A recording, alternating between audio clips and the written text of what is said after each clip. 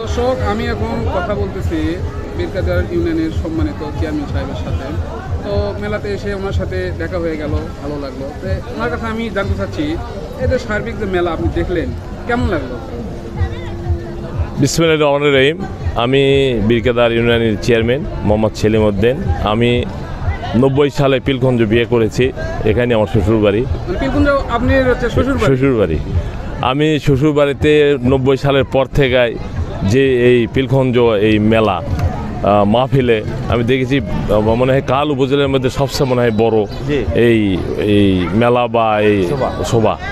যাই হোক, আমার খুবই ভালো লাগছে। এখানে অনেক দূর দূরান্ত থেকে আত্মীয় স্বজন, তারপর যে আত্মীয় স্বজন আসে, তারা যেন প্রতি বছরে সবাই যেন একটা মিলন মেলার মতো একটা লাগে, যে তারা সব বেটি ভাতিজি আত্মীয় স্বজন যার যেটা সবাইকে একত্রিত করে মানে বড় ধরনের একটা অনুষ্ঠান করে সব বাড়িতে। না হলেও একটা বাড়িতে 10-15-20 জন করে মেহমান আসছে, আত্মীয় স্বজন আসছে। এই জন্য জানি যে এই মেলাটা খুবই সুন্দর লাগে। এই ধর্মসভা খুব ভালো। এবং আমার পাশে কালা ইউনিয়নের চেয়ারম্যান উপস্থিত আছেন, উনি সবুজ আমার ভাস্তা। মোটামুটি ভালো ধরনের আর কি। এখন ভাস্তা একটু কথা বলবো, আপনি বলেন। বলে সেটা হচ্ছে পিলকুঞ্জ তো 27টা গ্রাম মিলে পিলকুঞ্জ গ্রামটা সমন্বয়। জি, 27টা পাড়াকে একই সাথে গেঁথে রাখা হয়েছে।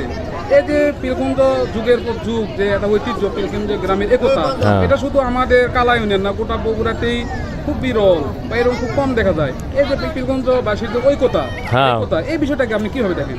পিলখঞ্জ এই যে 27টা গ্রাম আছে এখানে, এই পিলখঞ্জের 27টা গ্রামের মানুষ মানে খুবই মিল মহব্বতে চলে। কারণ দেখেন, যখন যে কোনো প্রতিষ্ঠান বা যে কোনো অনুষ্ঠান হলে সবাই কিন্তু সহায়তাকে আগে আসে এবং তারা একতাভাবেই কাজ করে।